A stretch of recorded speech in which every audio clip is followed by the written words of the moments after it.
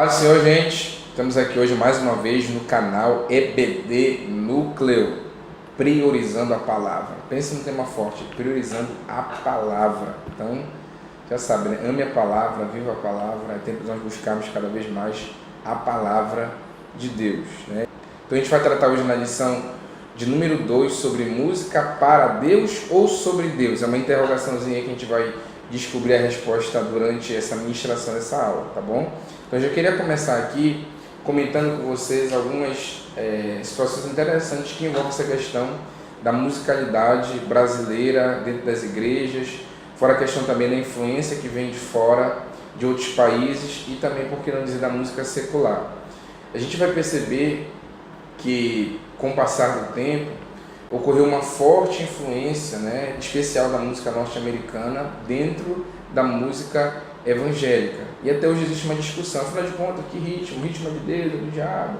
Qual tipo de música que a gente deve cantar, que deve tocar, enfim. Então, existem séries de questões aí que durante essa edição a gente vai estar respondendo. Mas em especial agora, eu quero comentar com vocês aqui um ponto interessante.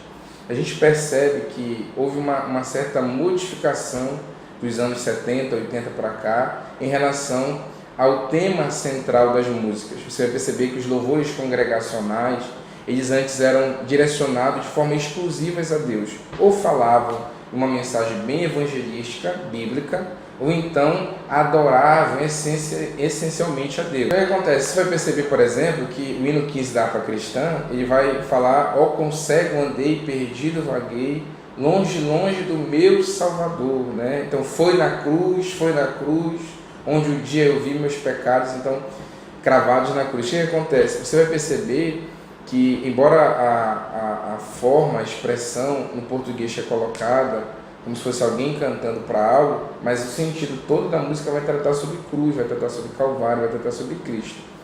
E outros tipos de músicas, por exemplo, que são já de forma mais direta para Deus, por exemplo, Tu és fiel, Senhor, Tu és fiel, Senhor, meu Pai Celeste, não há Deus maior. São canções que de fato exaltam a Deus, né? São chamados louvores congregacionais. E a gente percebe que esses louvores, esses tipos de louvores, inclusive da harpa, eles foram se afastando, né, com o passar do tempo, parece, da nossa realidade musical. E os louvores com o homem no centro passaram a ter uma prioridade maior. Então é meio que inadmissível a gente ir para um culto para Deus, né, e ter uma ministração na palavra que, é claro, deve ser para a igreja, mas os louvores também ser para a gente. Então não tem sentido.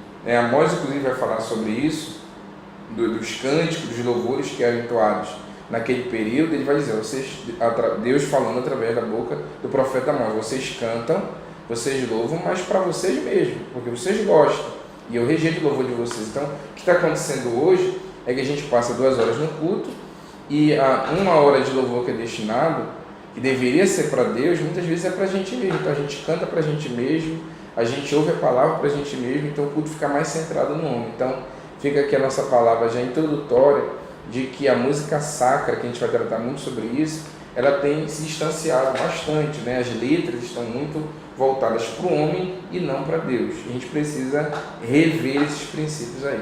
Vamos lá, gente. Tratando sobre o nosso ponto 1, que é sobre música sacra na Bíblia. Você vai perceber, falar de música sacra na Bíblia, não tem como desvincular isso dos salmos, né? Os salmos são uma verdadeira aula de musicalidade, de louvor, de letras que adoram a Deus, que falam da realidade do povo de Israel, que contam momentos como o de Davi, por exemplo, históricos, que tratam também acerca da vinda do Messias, enfim, são momentos assim retratados nos salmos, que a gente consegue perceber claramente essa questão da musicalidade sacra. Agora, você vai perguntar assim, né, Mael, por que a gente não canta mais do mesmo jeito, né, da mesma forma, no mesmo ritmo que as canções que na época eram entoadas em hebraico, alguma coisa parecida? Primeiro, que a gente vive no outro país, a gente mora no Brasil, a linguagem é outra, a cultura também é totalmente diferente, e a gente sofreu várias influências. Então não tem como a gente seguir o mesmo estilo bem parecidinho com o que aconteceu naquela época. Só que o problema é que isso desvirtuou de forma exagerada. Então a gente precisa, como eu falei no começo da lição, renovar, né, esse nosso estilo aí, rever de que forma a gente tem entoado esses louvores para Deus. Então, começando o nosso ponto 2, música sacra na história, você vai notar o seguinte, que essa nomenclatura, né, música sacra, ela surge na Idade Média, exatamente para diferenciar a música popular, ou chamada música secular ou mundana, né, separar, desvincular essa música da música religiosa. E quando a gente vai ver essa ascensão, né, da música chamada sacra, exatamente nos cantos gregorianos, né, chamados assim, e também com o louvor Castelo Forte, 1581, da harpa cristã, de Martinho Lutero, um grande reformador, líder da reforma protestante.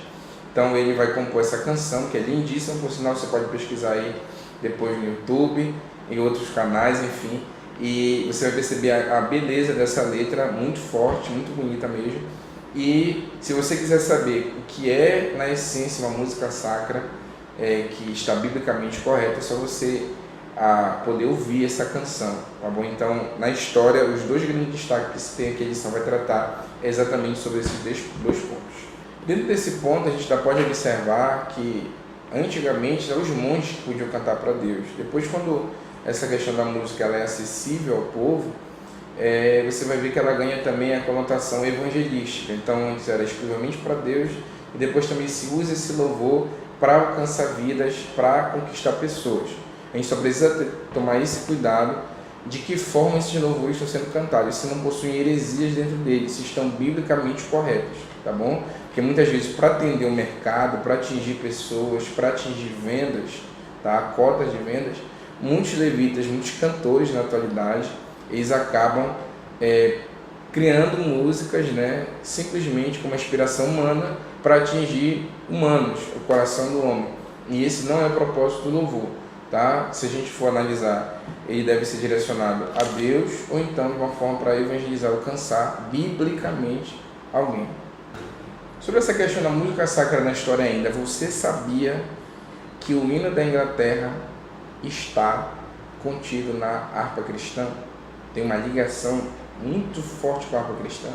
Então fica aí a dica para você fazer uma pesquisa e descobrir que hino está ligado ao hino nacional, que hino da harpa está ligado ao hino nacional da Inglaterra. Você vai gostar dessa curiosidade aí, tá bom? Vamos lá para o tópico 3, a música sacra hoje.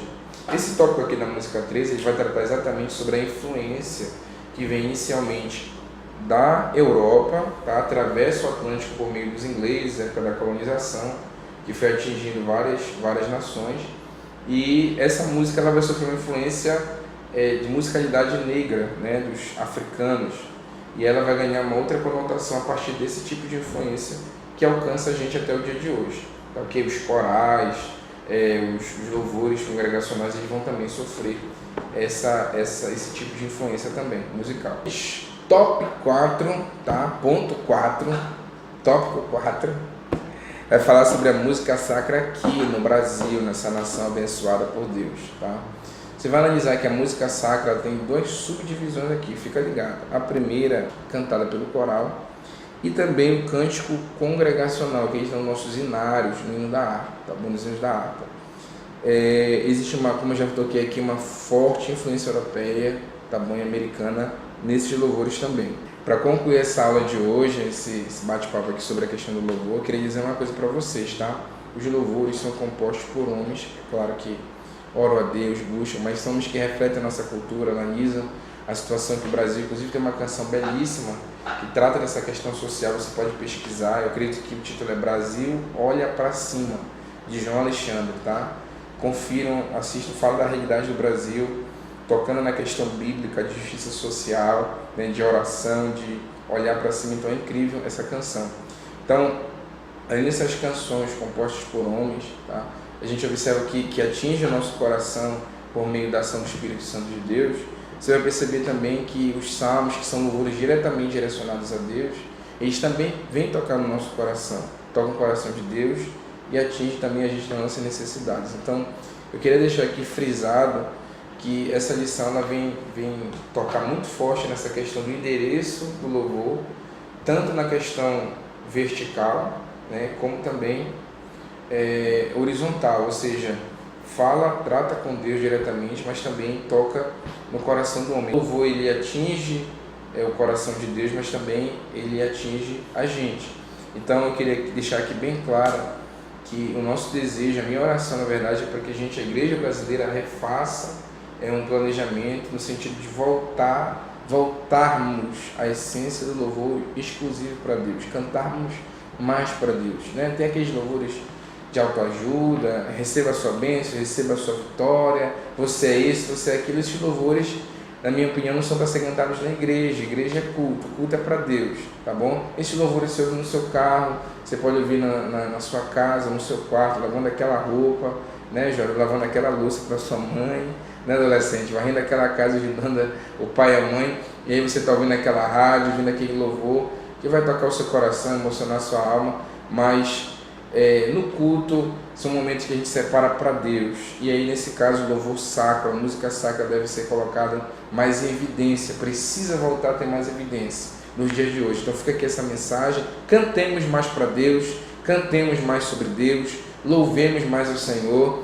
Todo ser que tem fôlego, louve ao Senhor, é bíblico. Então que a gente possa de fato, na essência, voltar à adoração, até porque essa adoração ela traz a presença de Deus na sua manifestação plena, e a gente está precisando ver isso mais nos dias de hoje. Então eu espero ter ajudado você nessa lição, motivado você. Vá para a EBD domingo, tá bom? Eu estarei aqui no Templo Central da Cidade Nova, e onde tiver uma classe de juvenis, procure e vamos para a EBD, vamos estudar a palavra de Deus. Eu quero terminar falando de Efésios 5,19, tá bom? Quero citar para você aqui que diz: falando entre vós com salmos e hinos e cânticos espirituais, cantando e salmodiando ao Senhor no vosso coração.